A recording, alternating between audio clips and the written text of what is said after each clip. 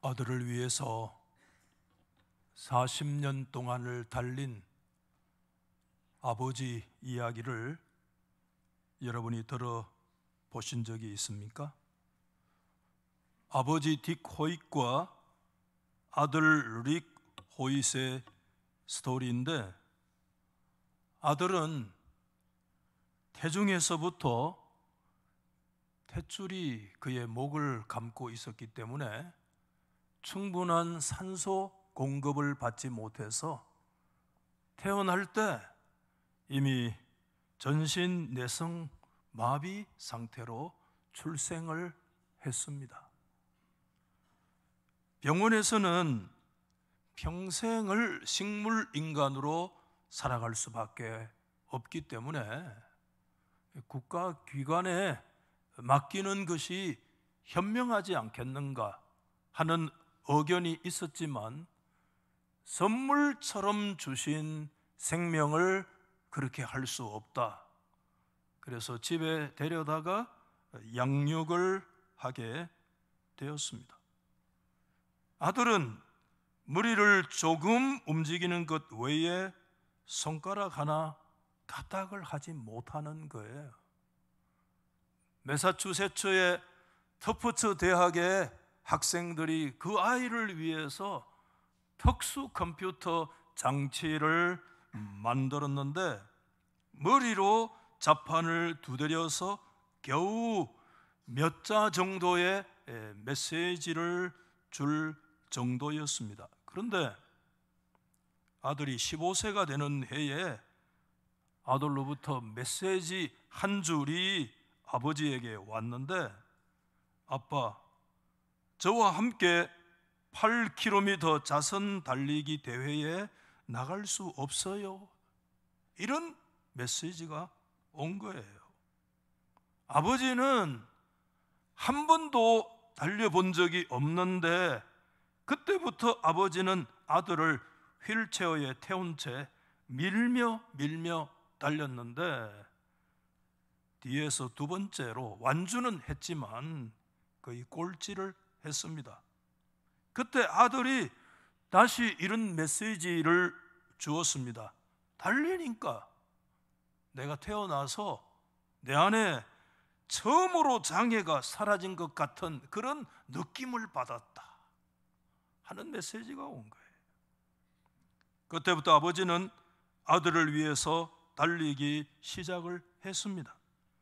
처음 보스턴 마라톤 대회에서는 중도에 주저앉았지만 포기하지 않고 연습해서 다음 회에는 완주할 수 있었고, 그 후로 3.9km 수영을 아들을 고무보트에 태운 채 허리에 끈을 묶어 완주했고, 180.2km 사이클로 특수 의자에 앉혀서 달렸고, 마라톤 42.195km를 휠체어를 밀면서 72번을 완주했고, 철인 3종 경기에도 참여했고, 나중에 달리기와 자전거를 반복하면서 6,000km 미 대륙을 횡단하는 그런 일들도 일어나게 되었습니다. 그때마다 아버지는 이렇게 얘기를 했습니다.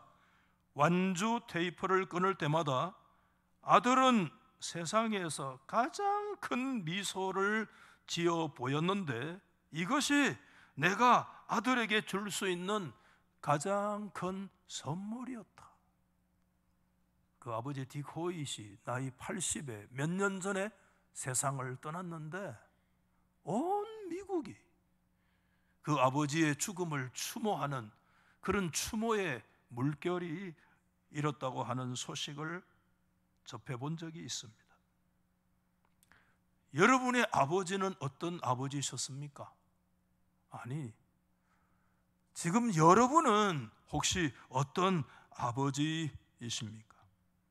저는 그 스토리를 접하면서 감동도 감동이지만은 참 이해할 수 없는 아버지구나. 저는 42.195km 스타트 라인에 서본 적도 없고,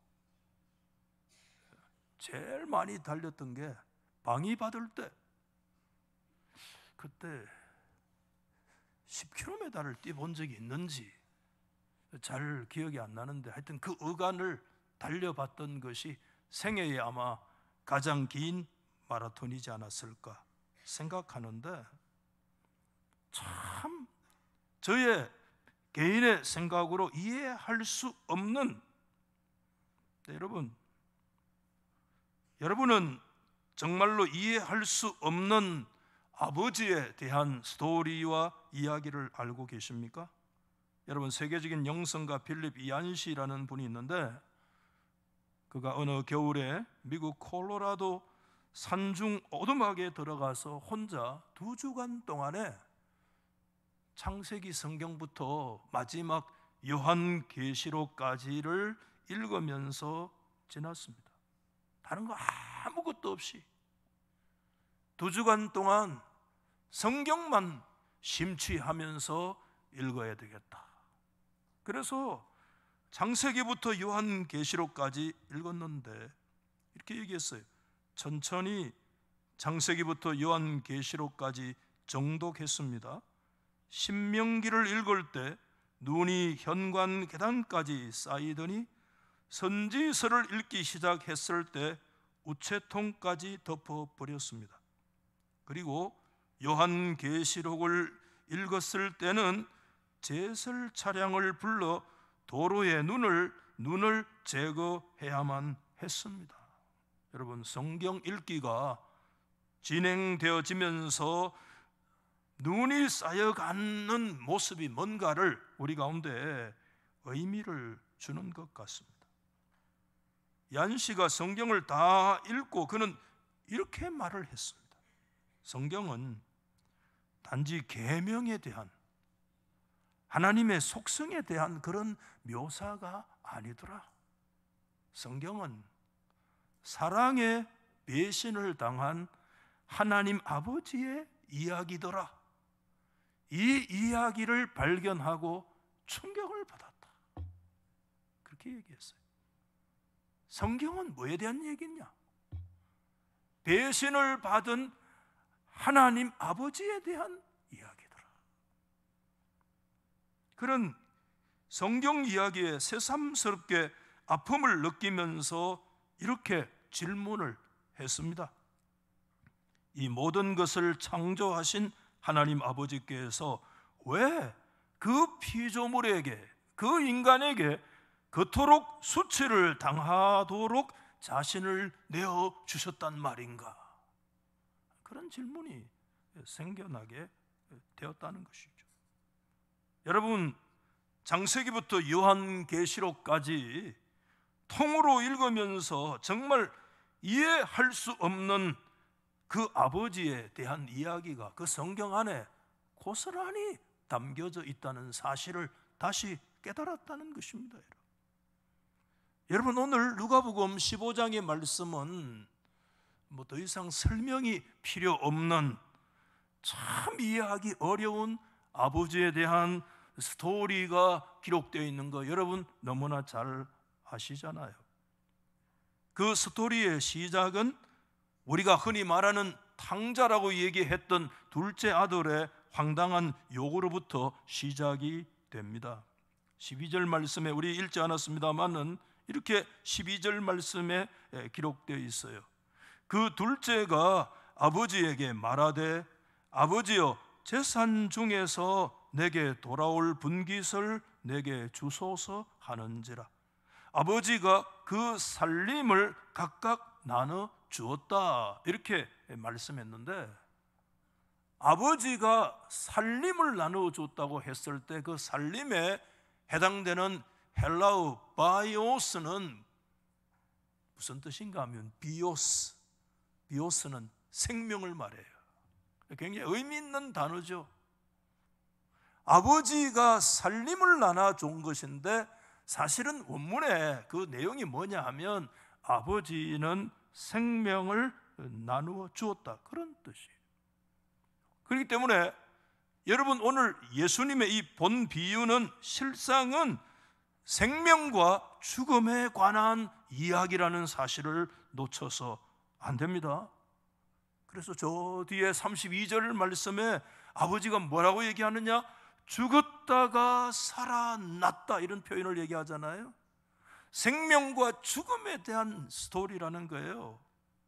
여러분이 오늘 이 말씀에 둘째 아들은 살림을 원했습니다. 다시 말하면 그는 생명을 원했지만 그것을 엉뚱한 곳에서 찾으려고 했지만은 그가 정작 발견한 것은 뭐였느냐? 진짜 그가 원하는 생명이었느냐? 아니었어요. 그것은 생명을 가장한 죽음을 마지막에 발견했을 뿐인 것입니다.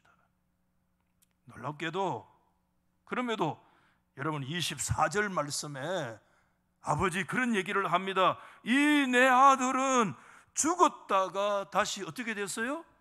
살아났다, 이렇게 얘기한 거예요. 죽었다가 다시 살아났다는 아버지의 그 말씀처럼 죽음에서 생명으로 옮겨지는, 그 아들이 생명을 원했지만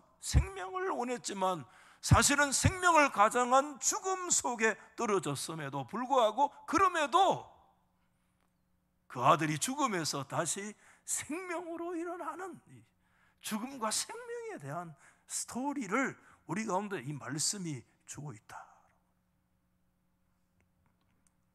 참 이해할 수 없는 아버지, 또 이해하기가 어려운 그런 아버지에 대한 말씀은 역시 오늘 제가 12절 말씀 더 읽었잖아요. 그 12절 말씀에 그 둘째가 아버지에게 말하되 아버지여 재산 중에 내게 돌아올 분깃을 내게 주십시오.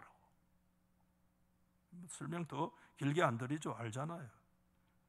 아버지가 살아 계실 때 분깃을 달라고 하는 것은 여러분 유대인들의 관점에서는요 굉장히 모독적인 얘기예요. 놀랄 만한 이야기라는 거예요. 여러분 랍비 문서 시락스라는 문서가 있는데 33장 19절 이하 23절 말씀 시락서에 이렇게 기록이 되어져 있어요. 좀 길지만 네가 살아있는 동안에는 아들이나 처나 혹은 형제들이나 친구들에게 네 자신의 권한이나 자신의 재산을 양도하지 마라. 제일 끝부터 보면 네 생명이 다하는 마지막 날이 이르렀을 때 너의 임종의 시간에 이르러서야 네 재산을 분배하라. 이게 이제 굉장히 중요한 하나의 문서에 기록된 내용이잖아요.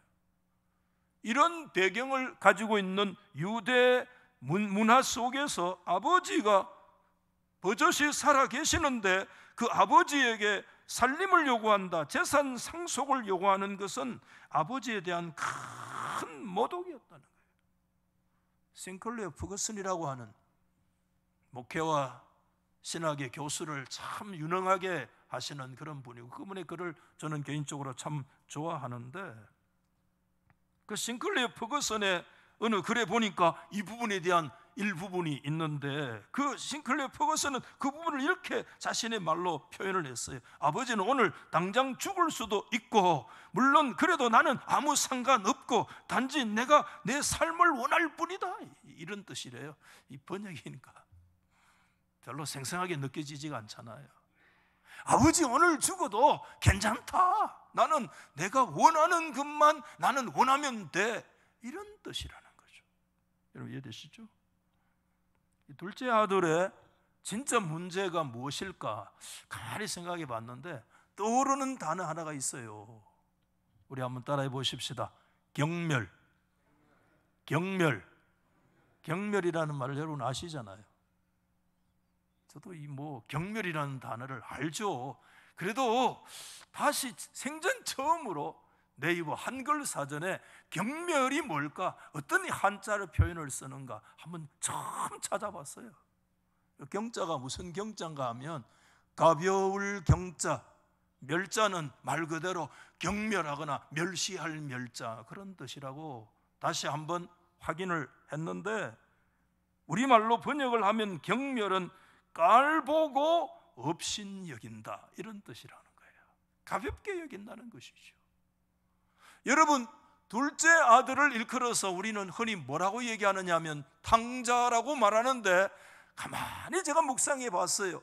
이 둘째 아들이 진짜 탕자인 이유가 뭔가 하면 아버지를 경멸하는 거예요. 이게 진짜 탕자의 이유라는 거예요. 여러분, 우리가 인간 관계 속에서요, 이런저런 관계를 우리가 가질 수 있지만 저 자신에게도 가만히 생각해 보면 정말 우리가 끝까지 조심해야 될 것이 있어요. 그게 뭔가 하면 경멸은 정말 조심해야 돼요. 말로도 경멸할 때도 있지만 말로보다도 더 문제는 비언어적인 메시지가 우리 속에 있거든요. 참, 여러분 경멸을 받아보신 적이 있습니까? 여러분들 생애 속에 아마 있을 거예요. 그건 굉장히 가슴 아픈 일이에요, 사실은. 오늘 이 탕자가 진짜 탕자인 이유는 아버지 재산을 떨어먹었고 창기들과 먹고 놀았기 때문에 탕자임에 틀림이 없지만, 정말 그가 진짜 탕자인 그 내면의 깊은 이유는 아버지의 생명과 아버지의 그 존엄에 대하여 경멸하는 이유가, 그가 진짜 탕자라는 이유를 우리 가운데 말하고 있어요. 여러분, 20절 말씀에 보면 얼마의 시간이 지났는지는 알 수가 없지만 계속 이렇게 말씀이 진행이 됩니다. 이에 일어나서 아버지께로 돌아가니라. 아직도 거리가 먼데 아버지가 그를 보고 측은히 달려가 목을 안고 입을 맞추었다. 여러분, 오늘 여기에서 아버지의 행동을 좀 주목할 것은 아들을 보고 막 달려갔다는 거예요.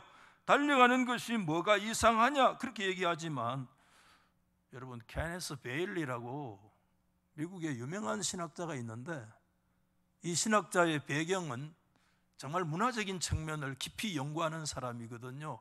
케네스 베일리 그러면 우리 설교하는 사람들이 책을 비켜가기가 힘들어요. 왜? 중동에 가가지고요, 중동의 그 문화를 아예 체득하기 위해서 긴 시간 동안 그곳에 살았어요. 정말 그 중동의 문화를 이해하고 그 유대인들의 문화를 이해하고 그 사람들의 삶의 현장에 가가지고 깊이 살은 거예요. 그러니까 그런 문화적인 배경 속에서 성경을 보니 성경이 좀 더 생생해지잖아요. 그렇죠? 케네스 베일리야. 그런 사람이, 우리는 아버지가 아들에게 막 달려갔다는 거 그냥 얼마든지 그냥 지나갈 수 있고 그러려니 할 수 있는 얘기지만, 그러나 오늘 이 말씀에 아버지가 아들을 보고 달려갔다는 것은 케네스 베일리의 해석에 따르면 고대 근동 지역의 세력가 치고 절대 그돛자락을 펄럭이면서 달리는 법은 없다는 겁니다. 그렇게 달린다는 것은 매우 경망스러운 행동이고 정말 사람으로서 해서는 안 되는 부끄러운 행동의 하나가 그런 행동이라는 거예요. 참, 이거 뭐 그냥 지나갈 수 있는 얘기인데도요, 그 문화적인 배경에 들어가 보면 성경 해석이 좀 더 생생해지는 것이잖아요. 그러나 때로는 달려갈 때도 있대요. 막 달려갈 때도 있어요. 모든 체면 내려놓고 막 우리가 달려갈 때도 있잖아요. 막 그럴 때가 있는데, 언제냐 하면 사람이 화가 났을 때 막 달려갈 수 있는데, 그때 달려가서 하나의 의식을 행하는데, 그때 막 달려가가지고 아버지가 자식에게 행하는 하나의 의식이 있어요. 그 의식이 무슨 의식이냐면 계자자의 의식이라고 그래요. 계자자의 의식이라고. 이 계자자의 의식이라는 말은 부모를 거역한 자식 앞에서 부모가 행하는 아주 가슴 아픈 의식이에요. 부모가 그 자신을 정말 멸시하고 거역한 자식을 향해서 부모가 막 달려가는데 체면이고 뭐고, 그때 뭘 들고 가느냐, 큰 항아리 하나를 들고 막 달려가가지고 그 자식 앞에 가가지고 그 항아리를 완전히 두들겨 깨버린다는 거예요. 완전히 산산조각이 나겠죠. 그 계자자의 의식이라고. 뭘 얘기하느냐 하면 부모와 자식 간의 어절이 완전히 단절된다는 사실이에요. 산산조각이 난다. 이제는 부모도 아니고 자식도 아니다라고 하는 이 의식을 계자자의 의식이라고 그래요. 아버지를 경멸하고, 여러분, 아버지가 살아있을 때 그와 같이 모독하고, 아버지의 생명은 나는 아무 상관없고 나는 내가 얻을 것만 얻으면 되어진다고 얘기하는 진짜 그 내면에 깊은 탕자의 의식을 가지고 그의 삶 자체도 탕자로서의 몇 년 동안의 삶이지는 몰라도 살아왔던 그 아들에게 아버지가 달려가서 진짜 행해야 될 의식이 무슨 의식이냐 하면 이 계좌자의 의식을 행해야 마땅한 일이라는 것이죠, 여러분. 근데 여러분, 로버트 오메라의 해석은 굉장히 감동적입니다. 지금 둘째 아들은 말 그대로 계좌자의 의식을 행해야 되고, 그 계좌자의 의식의 대상자라고 한다면 공동체 안에서 어떤 일을 할 수 있는가 하면 누구든지 제일 정인 첫 번째 발견한 사람은 그를 향해서 돌을 던져야 돼요. 제일 정인이 돌을 때려서 죽이든지 아니면 그 공동체 밖으로 축출해서 다시는 영원토록 그 율법 공동체 안에 들어오지 못하도록 내치는 그런 일들이 계좌자의 하나의 대상이 되어질 수도 있다는 것이죠. 여러분, 로버트 오메라는 그렇게 해석을 했습니다.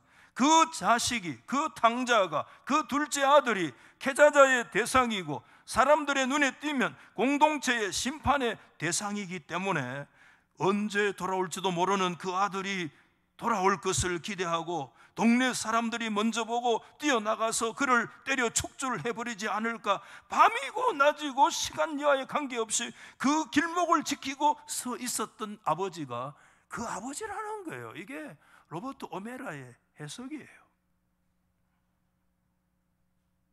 그 아들을 향해서 아버지가 어떻게 했습니까? 20절 말씀에 달려가 목을 안고 입을 맞추었다. 아주 감동적인 장면이 아닐 수가 없어요.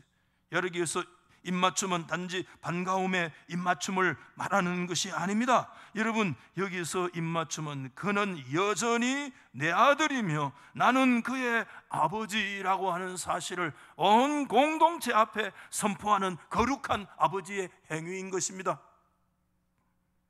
손가락에 가락지를 끼우면서 나의 아들임을 선포하고 입으로 선포하는 것입니다. 여기에서 this son이라고 of mine, 우리가 소유명사를 대명사를 of mine, 나의 이 아들, 나의 아들이야. 이 아들은 나의 아들이야 라고 얘기하는, 어떤 아들이냐? 죽었다가 다시 살아났으며 내가 잃어버렸다가 다시 찾은 나의 아들이야 라고 얘기해. This son, 이 아들은 그냥 아들이 아니야. 나의 아들이라니까. 아무도 손을 대지 말라니까. 아버지의 거룩한 선을. 아버지 스토리는 거기서 끝이 나는 거 아님을 우리가 아시죠? 둘째 아들과의 관계가 그렇게 스토리가 이어졌다면 오늘 말씀은 첫 번째 아들과의 관계에서도 계속해서 정말 가슴 아픈 얘기를 또 이어가고 있어요. 잔치가 무르익었습니다. 큰아들이 밭에서 돌아왔습니다. 종을 불러서 풍악 소리에 대해서 자초지종을 물었습니다. 그러자 설명을 했습니다. 그 설명을 들은 아들은 분노하면서 아버지에게 가서 얘기를 합니다. 그것이 30절이잖아요. 아버지의 살림을 장기들과 함께 삼켜버린 이 아들이 돌아오매 그를 위해서 살진 송아지를 잡았습니까? 잡을 수 있습니까? 이런 뜻이죠. 여러분, 여기에서 내 동생이라고 말해야 되잖아요, 그렇죠? 근데 내 동생이라고 말 안 하지 않고 이 아들이라는 뭐예요? 당신의 아들이라는 겁니다, 여러분. 야, 얼마나 아버지를 못마땅하게 생각했는지를 알 수 있습니다. 여러분, 맏아들은 자신은, 동생은 물론 아버지에 대해서 지금 뭘 가지고 있는가 하면 우리 한번 받아 보십시다. 우월감. 뭐죠? 우월감. 첫 번째, 두 번째 동생이 탕자인 것을 제가 뭐라고 얘기했어요?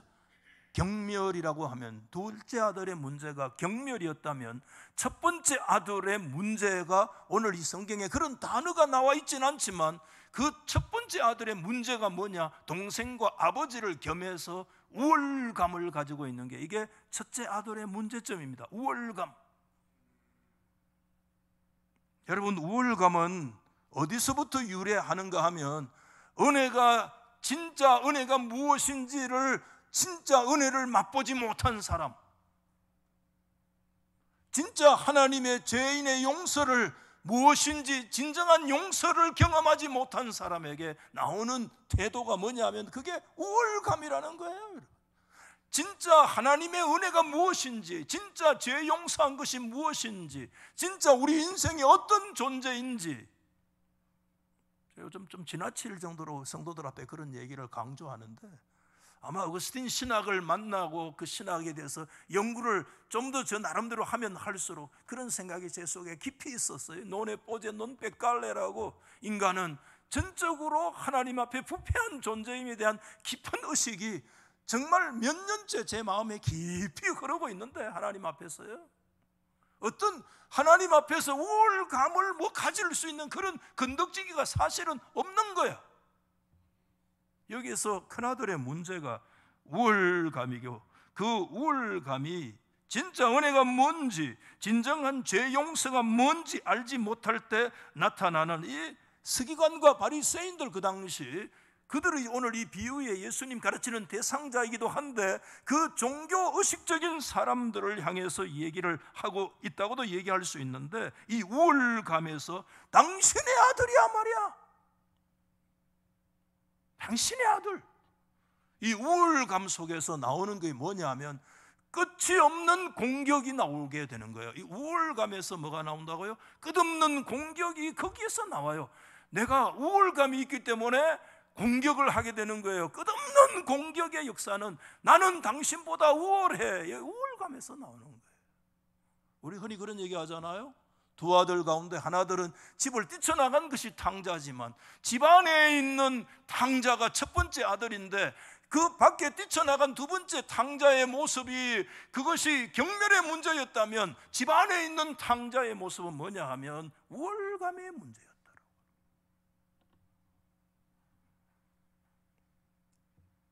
아버지는 그때 아버지는 이렇게 얘기합니다.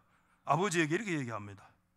내가 여러 해를 아버지를 섬겨서 명을 어김이 없거늘 내게 염소 새끼 한 마리도 주어서 친구들과 즐기게 한 일이 없었잖아요 라고 이렇게 눈을 치켜 뜯겠죠.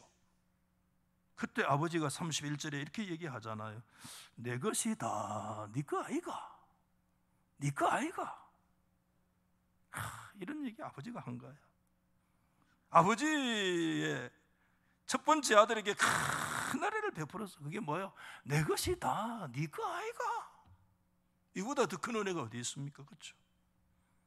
그런데 그 아들, 첫째 아들은 은혜를 조금도 누리지 못해요. 그러면서 내가 여러 해를 아버지를 섬겼다고 하는, 이거 NIV 성경에 읽어보면서 제가 충격받았어요. I've been slaving for you. slave 뭐예요? 내가 당신의 노예였다는 거예요. 아들의 자유가 아니라 노예의 속박의 의식을 갖고 있는 거예요. 참 가슴 아프잖아요. 내기 다 네 거 아이가. 아버지의 그 큰 은혜의 빛 아래 있음에도 불구하고 지금 뭔 얘기를 하느냐? 나는 당신을 위해서 당신의 슬레이빙, 당신의 내가 노예로서 내가 섬긴 거 아니냐? 야, 여러분, 성경이 이것을 뭐라고 얘기하느냐? 양자의 영을 받지 못하고 무슨 영을 받은 거예요? 종의 영을 받은 거예요. 정말 가슴이 아릴 수 없어요. 집을 뛰쳐나가지 않아도 탕자가 될 수 있는 것은, 집 안에 있어도 탕자가 될 수 있는 것은, 덜에 열심히 일을 하면서도 겉으로 보면 충성할 수 있음에도 탕자가 될 수 있는 것은 그의 내면의 깊은 의식이, 여러분, 아들의 자유하는 아들의 영이 아니라 종의 영을 받아 내가 당신을 위해서 일한 것이, 내가 당신에게 종으로 섬기고 노예로, 슬레이브로 내가 슬레이빙한 거 아닙니까? 이게 정말 오늘 이 성경의 가슴 아픈 스토리가 여기서 나와요. 여러분, 오늘 성경을 정리를 하면서 예수님의 이 비유잖아요. 이해할 수 없는 이 비유에 등장하는 아버지, 여러분 스토리를 잘 아시기 때문에 제가 스토리에 대해서 일목요연 그렇게 설명을 드리지 않았어요. 여러분, 이 스토리에 나오는 아버지는 누구를 상징합니까? 아버지는 누구를 상징합니까? 여기서 설득 들러오는 하나님 아버지. 틀린 말은 아닌 것 같아요. 하늘에 계시는 아버지를 상징하는 존재로 해석되어질 수가 있어요. 그런데 조금 더 우리가 문맥을 면밀하게 살펴보면 오늘 이 누가복음 15장의 세 가지 비유 가운데 세 번째 등장하는 이 아버지는 사실상 누구를 상징하느냐 하면 이 비유를 지금 베풀고 계시는 예수님 자신을 상징한다는 것이 어쩌면 더 정확한 표현인지도 모르겠어요. 예수님은 세 가지 비유 가운데 여러분 70마리의 양 중에 한 마리의 양을 찾는, 그게 70양 100마리 중에 하나 1%잖아요. 여러분, 예수님은 어떤 분으로 여러분 이런 10개의 드라크마 중에 하나를 찾아버리는 그 여인의 모습 10분의 1로 나오잖아요. 근데 예수님은 세 번째 비유에서는 두 아들 가운데 하나의 아들을 잃어버리는 50%를 잃어버리는 거예요. 1%에서 10%로 또는 50%로 점점 그 아픔과 그 상황이 점점 더 깊어져 가는 그런 내용을 우리 가운데 말씀하고 있는 이 세 번째 아들에서 아버지의 비유에서 이 비유를 진짜 베푸시는 분이 누구냐 하면 예수님이에요. 예수 그리스도가 사실은 이 성경에 나오는 아버지, 이 아버지 속에 계시되고 드러난 예수님은 어떤 분이신가? 우리 가운데 말씀하는 거예요. 예수님이 어떤 분이신가? 그분은 달려가서 아들을 맞이했고 그에게 용서와 확신을 아낌없이 베풀어 주셨던 분이 예수님이라는 거예요. 아멘이십니까?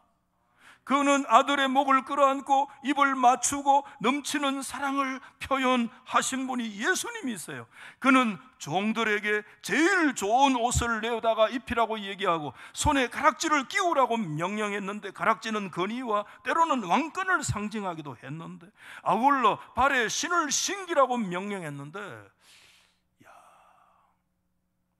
저는 그냥 넘어가는데 이 문화의 해석을 또 다시 찾아보면 여기에서 신발은 무슨 신이냐? 둘레의 높이가 아주 낮은 신인데 이 신은 무슨 신이냐? 종이나 손님이 신을 수 없는 신. 우리 한번 받아하십시다. 이 신은 가족만이 신을 수 있는 신. 이 신을 신겨라. 그냥 신이 없으니까 신을 신겼다고 얘기할 수 있지만 이 신을 신겨라는 것은 너는 나의 가족이다, 이런 뜻이에요. 가락지를 끼우고 말할 것도 없고 하나하나 장치에서 의미를 다 담고 있다는 것이죠. 아버지는 결코 일꾼이나 종으로 삼으려고 하는 의도가 전혀 없었습니다. 그 아들을 용서하고 가족으로 받아들였습니다. 기쁜 목소리로 2번에 걸쳐서 살진 송아지를 잡으라, 잔치를 베풀어 축가하자, 생명을 요구하고 떠났다가 생명 찾으려고 떠났다가 죽음만을 발견하고 다시 돌아온 내 아들이 죽음에서 다시 살아오지 않았느냐? 돼지 우리에서 살았던 아들이 이제 집으로 돌아오지 않았느냐? 소리친 겁니다. 사람들은 당자의 비유라 얘기도 하고 때로는 두 아들의 비유다 이렇게 말을 하기도 하는데, 이번에 이 성경을 가만히 들여다보면서 느낀 게 있어요. 두 아들의 비유가 맞는데 사실은 들어가 보면 세 아들이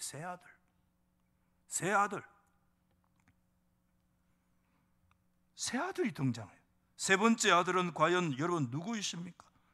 한 아들은 집을 나갔다가 돌아온 아들이 있습니다.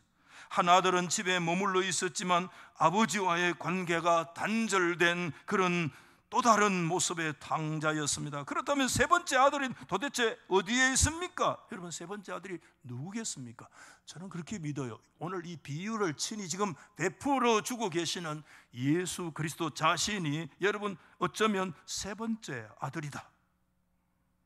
우리가 여러분 비유에서 오늘 이 말씀 안에서 예수님의 존재를 인식하지 못한다면 이 비유를 제대로 이해하지 못한 거예요. 우리는 이 비유를 보면서 그저 아버지로서만 끝나는 개념으로 그쳐서는 안 돼. 세 번째 아들, 이 비유의 핵심은 그 또 다른 아들이신, 진짜 하나님의 아들이신 예수 그리스도 그분의 존재에 대해서 깊은 인식을 갖지 못한다면 우리는 이 비유, 이 해석에 이해에 실패했다고 얘기할 수도 있어요. 오늘 이 첫 번째, 두 번째 아들, 첫 번째 아들에 대한 말씀이 진짜 여러분 리얼하잖아요. 레알, 생생하잖아요. 그런데 사실은 그것은요, 예수님께서 드러낸 비유에 불과한 것입니다. 사실상 생생한 두 아들에 대한 스토리가 여기에 나타나 있지만 그 스토리에 나오는 아들은 사실상 이야기 허상에 불과한 것입니다. 진짜 아들이 한 분 계세요. 그분이 누구냐? 이 지금 비유를 친히 베풀고 계시는 예수 그리스도만이 참 아들, 진정한 아들, 유일한 하나님의 아들이신 줄 여러분 믿습니까? 그 아들을 발견하지 못한다면, 둘째 아들, 첫 번째 아들에게 여러분 웃고 울다가 끝나면 말씀이 아니라 진짜 아들이 누구냐? 하나님의 아들 예수 그리스도, 참 아들, 허상이 아닌, 이야기가 아닌 진정한 아들 예수 그리스도.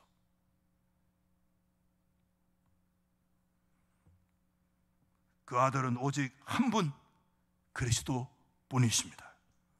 그분은 크나큰 치욕과 희생을 통해서 얻어진 그분의 은혜로 탕자와 같은 사람을 집으로 돌아와 환영받을 수 있는 길들을 우리 가운데 열어놓으셨다는 것이 오늘 이 비유가 진짜 말하는 비유의 진정한 뜻이고 의미인 것입니다.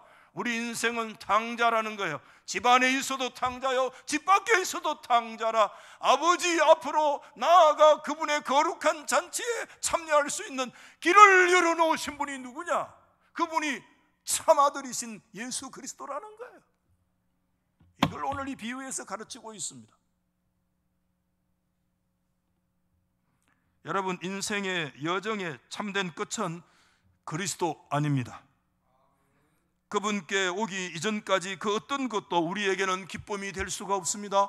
어떤 것도 우리 가운데 진정한 잔치가 일어날 수가 없습니다. 예수님은 집 밖에 탕자든 집 안에 탕자든 모두 다 자기 앞으로 나와서 그분을 믿고 잔치에 그 동참하기를 그분은 진실로 원하신다는 걸 우리 가운데 가르치고 있는 것입니다. 여기에 우리의 전도의 당위성이 여기에 있는 것입니다. 저는 누구든지 이 비유를 읽어보면 마지막에 남는 아픔이 있죠. 그 첫째 아들, 집안에 있는 탕자도 진짜 아버지와 함께 그 돌아온 동생과 함께 그 잔치에 참여하고 함께 춤추고 기뻐했으면 얼마나 좋았을까 하는 얘기가 늘 가슴이 아프도록 남아있는 얘기예요. 저와 여러분, 오늘 이 비유 속에 누구에 해당됩니까? 밖을 뛰쳐나간 탕자가 여러분과 비슷합니까? 아니면 집 안에 있었지만 아버지와 영적으로 단절된 그 아들의 모습이 우리와 비슷합니까? 그렇지 않을 수도 있고요. 그러나 저는 마지막으로 그보다 더 중요한 질문이 우리 가운데 여전히 남아있다. 여러분, 오늘 이 비유 말씀에서 정말 저와 여러분들은 우리의 진정하고 유일한 구원자이신 예수 그리스도 그분을 보고 있는가 하는 질문입니다. 예수님을 진실로 보고 있는가? 여러분, 오늘 예배에 오신 여러분들 축복하고 환영합니다. 그러나 우리의 인생 속에 기쁨을 상실한 사람이 오늘 혹시 있습니까? 살다가 보면 기쁨을 상실할 때가 있죠? 때로는 여러분 삶의 허물을 느끼고 있는 사람이 오늘 우리 가운데 있을 수 있을지 모르겠어요.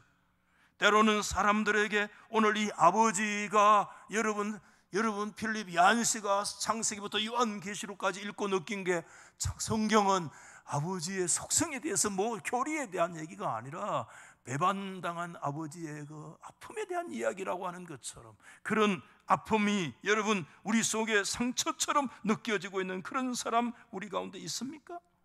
나는 사랑했다고 얘기하는데 돌아온 것이 어떤 배반 때문에 아파하는 그런 역사가 우리 속에 있습니까? 때로는 인생에 여러분 늙어간다는 것은 정말 가슴 아픈 일이기도 해요. 그 속에서 인생의 아픔과 어떤 삶의 어떤 문제로 여러분 힘들어 하시는 분들이 우리 가운데 있습니까? 오늘 이 말씀 드리고 싶습니다. 우리가 기대할 수 있는 참 아들인 그리스도를 다시 바라볼 수 있기를 주의 이름으로 축복합니다. 나는 아들 될 자격이 없어. 이건 누구의 말이었습니까?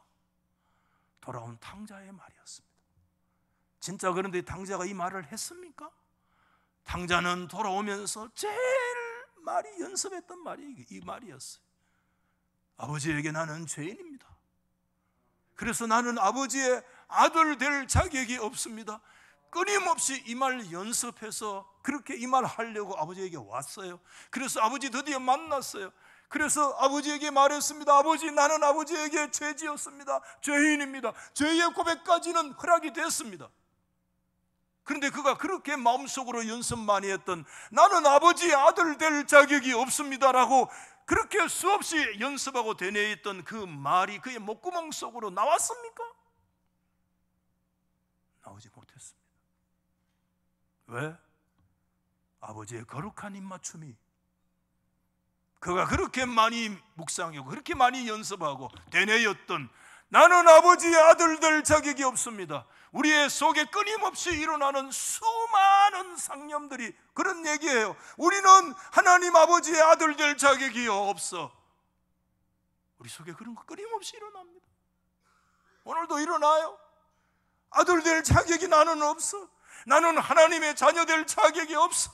나는 목사로의 자격이 없어. 끊임없는 역사들이 지금도 우리 속에 계속해서 일어나요. 그런데 여러분, 이 모든 것들은 하나도 논리가 성립되지 아니하고 다 꾸꾸러지는 것은 저와 여러분을 향하신 그분의 그 거룩한 사랑의 포옹과 사랑의 입맞춤 때문에 내 안에 끊임없이 나는 아들 될 자격 없습니다 하는 그 역사 속에 그분의 거룩한 사랑의 입맞춤으로 다 저격되고 다 꾸꾸러지고 그 논리는 한 번도 성립되지 아니하고 다 무너지는 줄 믿습니까?